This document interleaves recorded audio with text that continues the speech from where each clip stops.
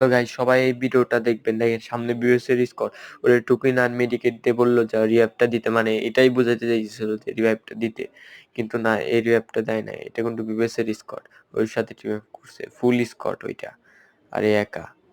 দেখো এর সাথে টিম আপ করে, শেষ পর্যন্ত ভিডিওটা দেখো, টিম আপ করতেছে, দেখছো? ওই যে আবার নাম দিল, দেখো আবার ইমোতে দেখাইলো বিবেচের নাম।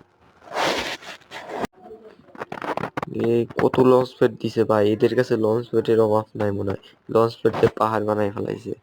সবাই ভিডিওটা দেখতে থাকো শেষ পর্যন্ত, দেখি লাস্ট পর্যন্ত এই ছেলেটার সাথে কি হয়, মারতে পারে নাকি জুমে আনলিমিটেড এলিমিনেট হয়ে যায়। দেখি ও না, জুমে এলিমিনেট হয়ে যায়। এই যে বিভাসের স্কোর দুইটা, একটা নক হয়ে গেছিল, দেখছো?